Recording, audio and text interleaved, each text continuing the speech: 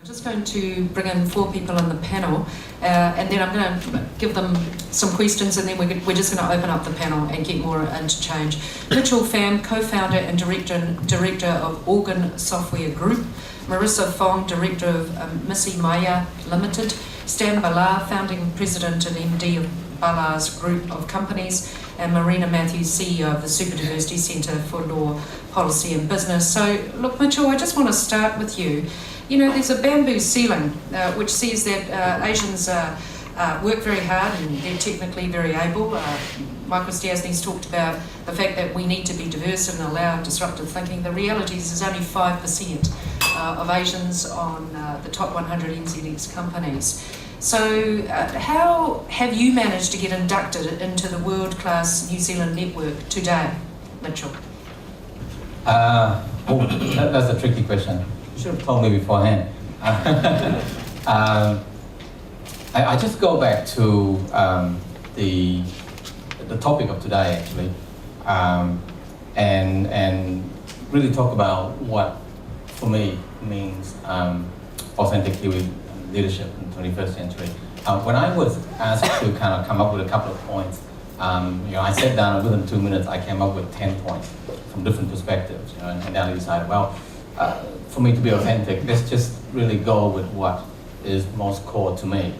And I live and work in the tech innovation space in New Zealand, and so Avery is one of my heroes in that space that I live and work in, and I have a lot of other leaders who I kind of look up to and so forth and learn from. One of the key things that for me is really important is that being a leader, I believe that we need to be aware of the challenges and opportunities that New Zealand has, or that the industry that you're in has, and align your core abilities and values and drive and business models and everything else to really not just benefit yourself but benefit the rest of the ecosystem around you, because there's no way that you're going to be able to thrive as one business when the rest of your sector or the rest of the country has a whole lot of challenges and opportunities that you're completely unaware of. And by being aware but also engaged and doing something about those things, actually present far more opportunities to yourself and your business organization. That's the first part of it. The second part is the same principle applies. I think being a Kiwi today, we all need to be global. And so being aware of the challenges and the opportunities that the world is facing today and what New Zealand has to offer, and how are we going to engage to be part of and make a difference to that world, actually drives endless or boundless opportunities for New Zealand, for the sector that you're in, and for your own business. And I think time and again that's proven to be very well, to work very well, beneficial for my business, but at the same time it benefits the sector I'm in, and it connects New Zealand businesses to overseas markets and so forth.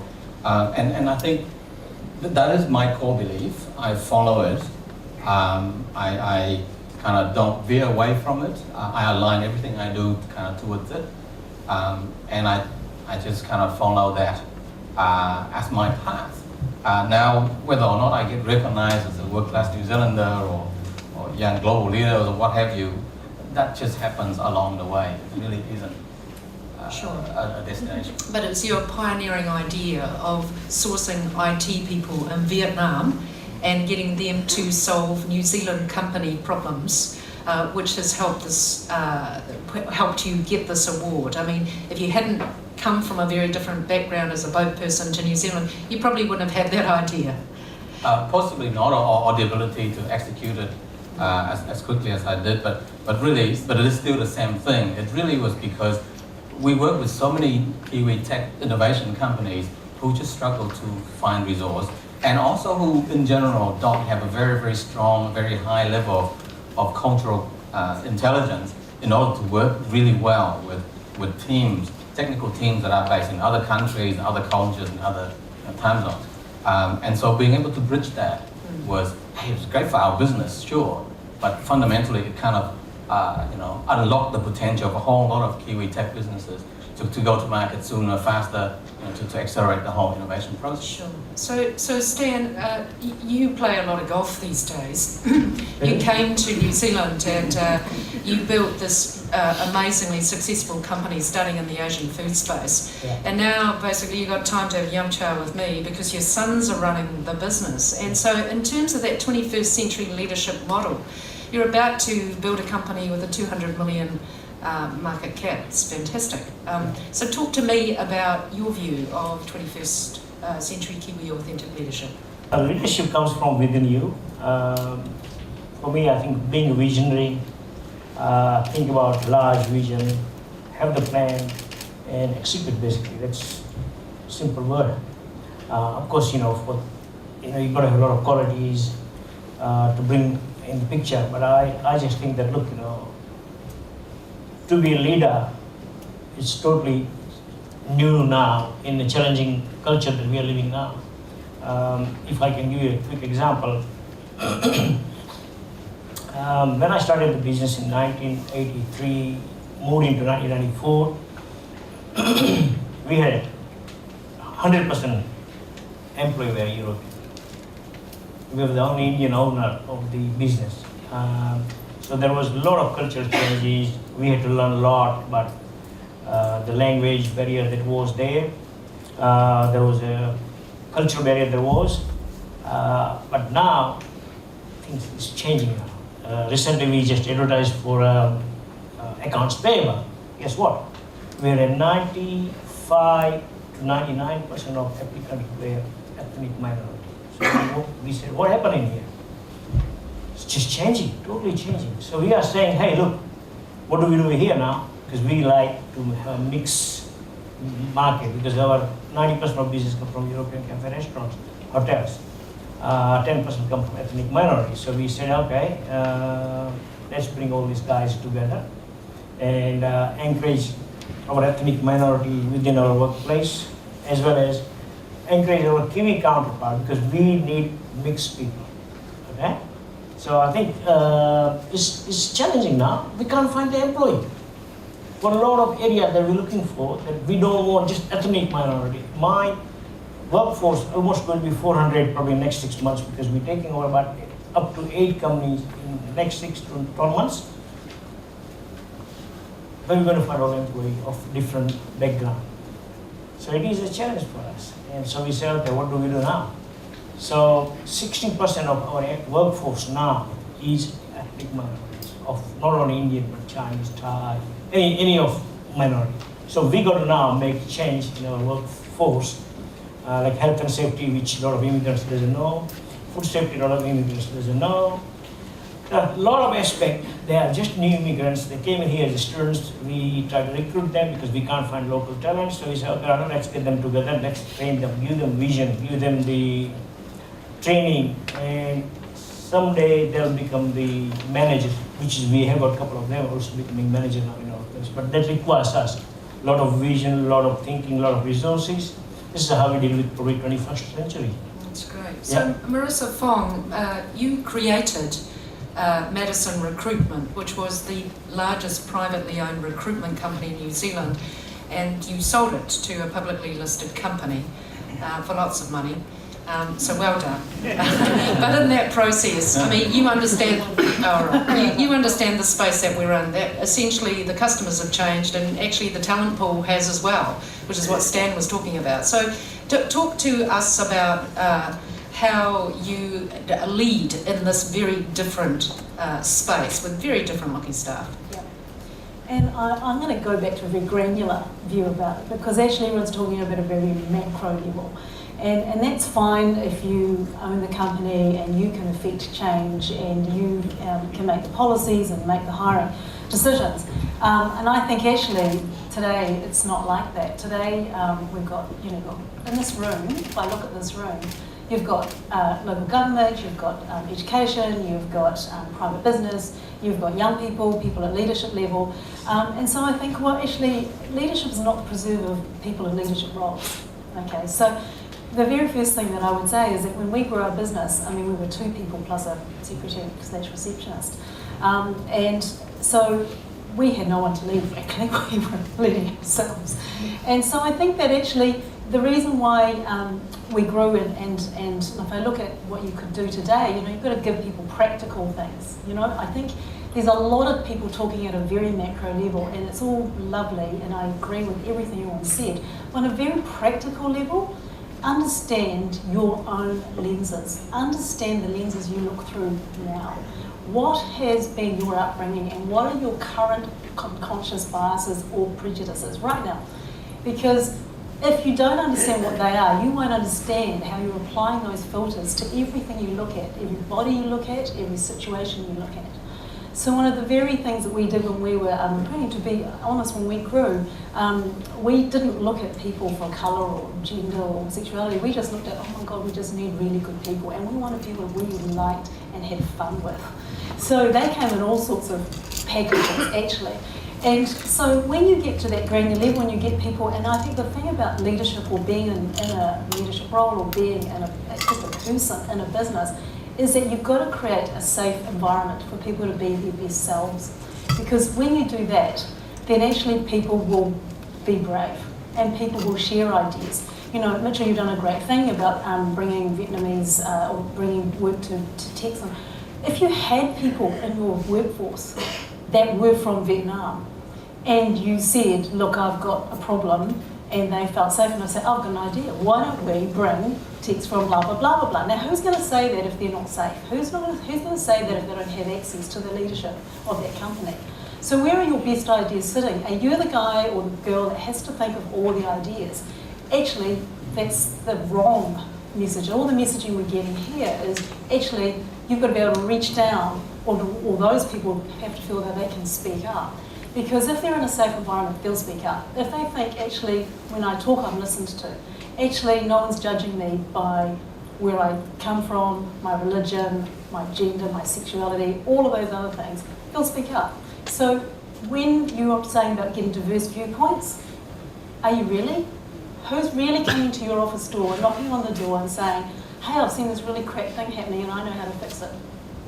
So if you're looking to future leadership, then actually the open door policy, you know, all that stuff that we've all talked about for years and years and years, how real is it in your organisation, in your environment? Is it really that safe? And to be really honest, if I go out there and I look at actually the corporates and I look at all the people talking, I actually don't see a lot of change. You know, I see change here. This is fantastic. Look at this diversity in this room. But if I go into a bank presentation, a meeting with, whatever, firstly, 80% men. Secondly, 80% white people, It's only when I come to events like this that I see this diversity. It's events like, Maori Global Women retreat, pretty diverse, and trying to get more diverse. But actually, the change is pretty slow. So where is the opportunity to make change faster? Where is it? So thank you. And so Marina, why don't we ask you for the answer, because we're talking here about equipping 21st century leaders, really. And as you say, May, what I have seen through assisting you in drafting and writing the Super Diversity Stocktake and working at the Super Diversity Centre is cultural intelligence as one of the ways that businesses and organisations can help actually get that diversity in their leadership. And it's not just cultural intelligence about themselves, but it can be cultural intelligence about senior management teams, about their staff, about the students or the stakeholders or the clients or customers that they're trying to reach. So some of the things that we do is, as my little niece and nephew would say, it's easy as, bro. we've got an online survey tool that helps businesses and organisations actually assess how culturally intelligent they are. In my other job, I work at Chen Palmer as a partner in the law firm, and recently May said that we'd like to increase our capability in the firm on Māori and how to work with and have meetings with Māori. So one of the things that I did was I took the time to meet with the staff for an hour to just talk about, and I only spoke, and Parakawhia, you will know why I only took an hour, I only talked about tapu and noa. And so tapu is the Māori concept of what's sacred, and noa is the Māori concept of making things not sacred. And so that's a really important part of Māori culture when you go into meetings, because that helps affect about who speaks when and why they speak and why you put the food out at the end and don't put your feet on the table. I mean, these would sound like polite, common sense things, but they've actually got cultural meaning behind them. So one of the things that we do with cultural intelligence and cultural capability assessment tools and doing CQ audits at organisations is teaching them things about other cultures so that they can help deal with their customers, deal with their staff, or deal with stakeholders that are different to them. And so one of the things, mate, if I could just get in a quick plug here, is that the Super Diversity Centre is doing some training, especially for NZAL members. So what we're doing is talking about breaking through the bamboo ceiling, dealing with Māori and how to work in a Māori environment, and it's just building their capability and their cultural intelligence so they can say, you know what, I'm Asian, and actually that's pretty cool, and these are the good things that I can bring to my business because of that. Thank you. So look, we've got 4 minutes left, and then we're going to finish on time. And so I'm going to start with Michael Stiersny. I just want to go through the panel. Marissa Fong threw down the challenge. How do we make the boardrooms and all of the leaders of New Zealand reflect this room? What I really wanted today was for you to see what 21st century leadership looks like, actually, and to have some experience of the different sorts of thinking from people who walk really different paths. How do we get that transformation? Because we've talked a good game, but the reality is that the stats don't bear it out. So Michael, just want to throw forward a point as we go across, just some quick thoughts, and then I'll close. Thank you. We're trying, and every one of us that tries makes a difference. The future director is mentoring for diversity. Every time an organisation looks for a new board member, use a recruitment firm. That way we get rid of unconscious bias at the start. It will come in again, but hopefully people change. It's all about changing someone's view and opening their eyes. Most people want their eyes open. You have to help them. Thanks, Michael. Ditto.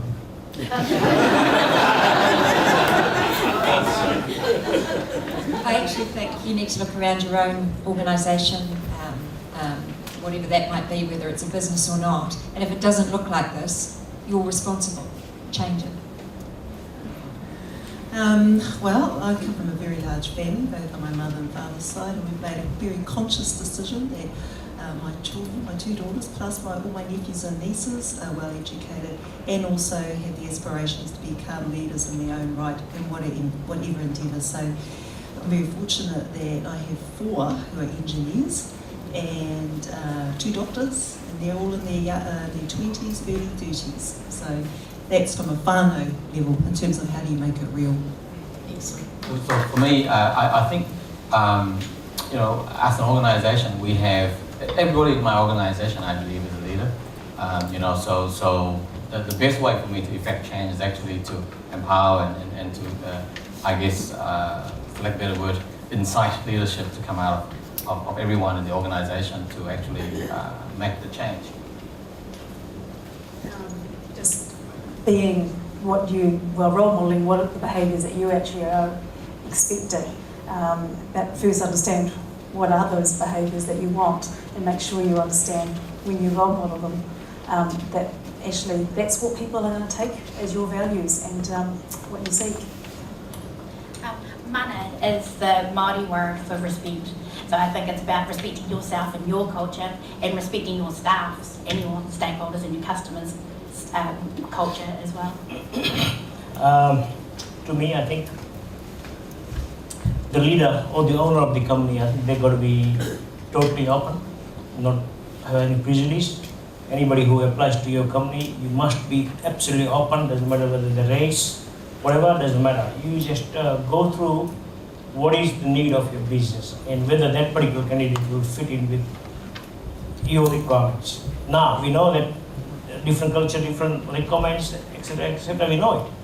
However, we have found, matter of fact, 20 years ago when I was having difficulty with retaining my European Kiwi so-called employee, one of the labor guys said, Mr. Stan, you having a difficulty retaining these so-called Kiwi guys.